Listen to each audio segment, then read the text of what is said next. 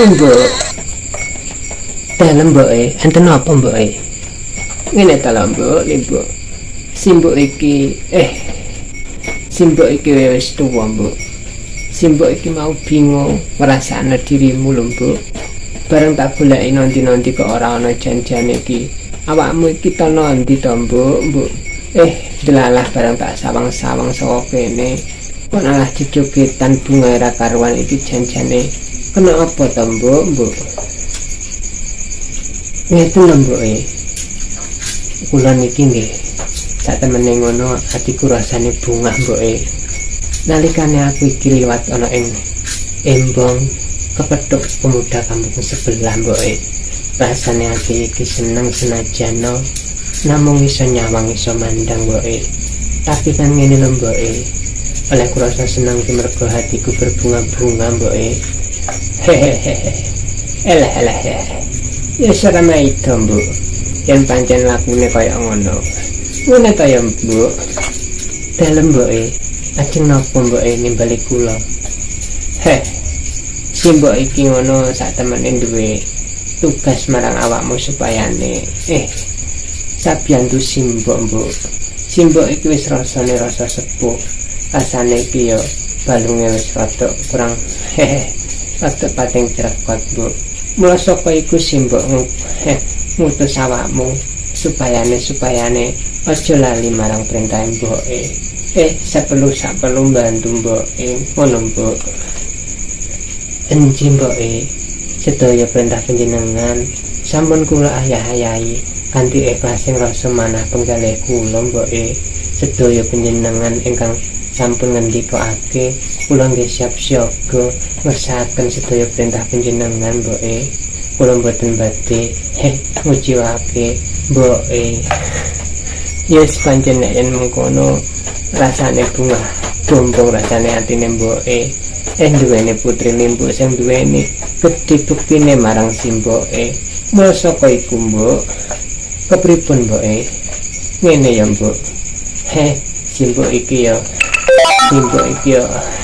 wis sepuh mula iku simbok iki ya bingung khawatir marang awakmu iki nek ora ana kancane mbok tenang wae mbok sedaya kemawon sampun tak pikirke kabeh wis tak rencanakake mbok yes ngene ta ya mbok dalem mbok kados pripun ngene iki ngono umur sangsa suwe sangsa suda mula saya kaya iku mbok awake dhewe kudune dikenceng-kencengke oleh tumindak kesaenan ngedohi apa sing dilanggar ngedohi apa sing gawe murkake Gusti Pangeran Gusti Allah Subhanahu wa taala mbok mula saka iku awake dhewe kudune mawas diri mengevaluasi segala tindak tanduk awake dhewe supaya ben bejung burine mbok siap mbok ya wis yen pancen mengkono simbok iki arep istirahat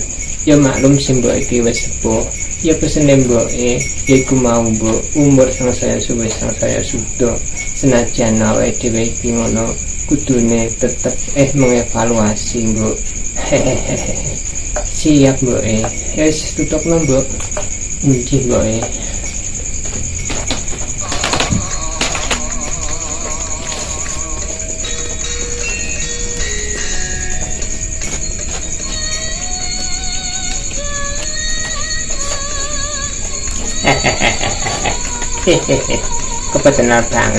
kebetulan banget nalikane awake dhewe iki ketemu nang kene mbok rasane bungah-bungahku banget gedene orang ngira babar pisan orang ngira babar belas yen awake dhewe iku bisa berjumpa di sini kembali mbok Pak Gundul kepiye simbok limbok desa temene ngono kekarepan kepiye Pak Gundul aku ngono ra piye-piye mbok aku ngono ya krungu ature simbok jange supaya piye simbok jange iki kawatir dirimu nek sendirian ngono mbok mula saka itu aku siap membantu siap siaga 24 jam untuk bisa memastikan dirimu iki baik-baik saja mbok Yes, matur nuwun Pak Gundul. Tapi ngene ya Pak Gundul, kepiye Mbok? Kabeh iki yo ngene. Awakku iki wis rasane ora perlu bantuan dirimu Pak Gundul. Bocah iso ngene. Aku menawarkan dengan rasa hatiku yang paling dalam. Rasa tulus cintaku padamu tidak pernah tergoyahkan, Bu. Mulai saka itu, Mbok yo berikan sesuatu hal yang membuat diriku bahagia. Ngono lho, Bu. Sepurane wae Pak Gundul. Siap piye, Bu? Ya wis aku arep balik. Loh. Iki piye kok telah ditinggal balik, Bu?